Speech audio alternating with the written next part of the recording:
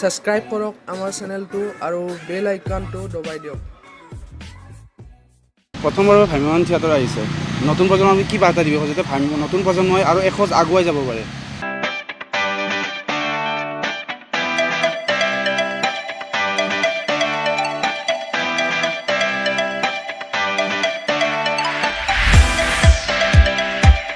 দিশ বুলি মই ভাবোঁ, সেইটো কাৰণেও মানুহখিনিয়ে বিশেষকৈ আঁকোৱালি লৈছে।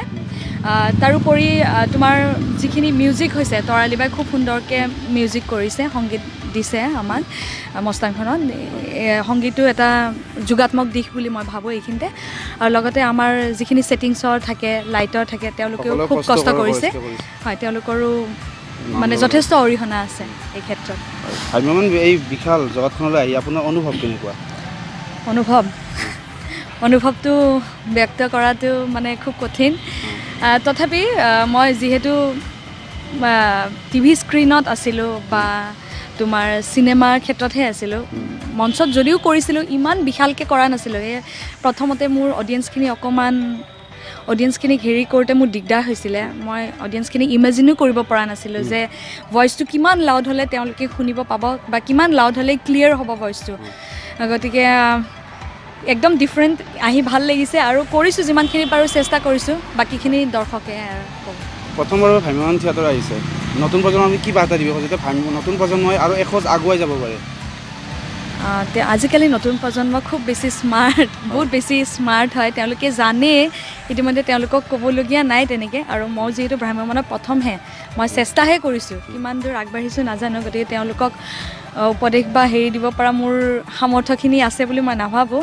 কিন্তু এটা কথা, আহিব লাগে, ওলাই আহিব লাগে, কৰিব লাগে। বহুতে ধৰা ভ্ৰাম্যমাণটো নকৰে, টিভি স্ক্ৰীণতে দেখিছে, সেইটো ভাল ভ্ৰাম্যমাণ কি আৰু ইমান কষ্ট হয় কিবা, কিন্তু নহয়, শিকিবলগীয়া বহুতখিনি আছে ভ্ৰাম্যমাণত। মই কিন্তু ভ্ৰাম্যমাণলৈ আহি প্ৰথমবাৰ বহুতখিনি শিকিব পাইছোঁ। আৰু তাতকৈ ডাঙৰ কথা, মই ইমান বেছি ভাল মানুহখিনিক লগ পাইছোঁ। তপন দাহঁত ইমান বেছি ছিনিয়ৰ, তেখেতসকলৰ পৰা যথেষ্ট কথা শিকিব পাৰিছোঁ। আৰু খোজৰ কথা থাকে, ভ্ৰাম্যমাণত বহুত বেছি শিকিবলগীয়া থাকে। মস্তান নাটকখনৰ উপৰিও এই বাকী দুখন নাটক কেনেকুৱা আছে আপোনালোকৰ? ভাল, খুবেই ভাল। মা দেউতাৰ মায়া খুব ধুনীয়া ৰেচপঞ্চ, মানুহে আঁকোৱালি লৈছে। এইখন এখন ছাছপেন্স থ্ৰিলাৰ হয়। আৰু বাকী পিছৰখন মাতালৰ প্ৰেম কাহিনী।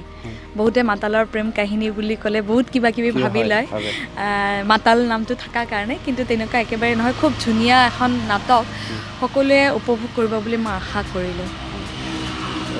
থিয়েটাৰ আৰু কেমেৰাৰ মাজত পাৰ্থক্য কি ক'ব আপুনি? নতুনকৈ আহিছে ভ্ৰাম্যমাণ জগতলৈ, কেমেৰা আৰু থিয়েটাৰৰ মাজত কিবা পাৰ্থক্য থকা বুলি আপুনি ভাবে নেকি? একদম পাৰ্থক্য আছে, যথেষ্ট আছে। এতিয়া থিয়েটাৰ হ'লে তোমাৰ পোনপটীয়াকৈ হেৰিটো পোৱা যায়, ফিডবেকটো পোৱা যায়। কেমেৰা হ'লে ধৰা তোমাৰ দেৰিকৈ, আৰু কেমেৰাৰ ক্ষেত্ৰত হ'ল তোমাৰ যদি বেয়া হৈছে তোমাক আকৌ এবাৰ ৰিশ্বুট কৰা হয়, আৰু বা ভইচ ডাবিংটো আমি এক্সট্ৰাকৈ দিওঁ। কিন্তু ইয়াত নহয়, ইয়াত পোনপটীয়াকৈ তুমি যি কৰিছা তাৰ লগত ভইচো গৈ আছে, আৰু লগত তুমি দৰ্শকৰ পোনপটীয়া ফিডবেকটো পাই আছা, তুমি কেনেকুৱা কৰিছা, কি কৰিছা।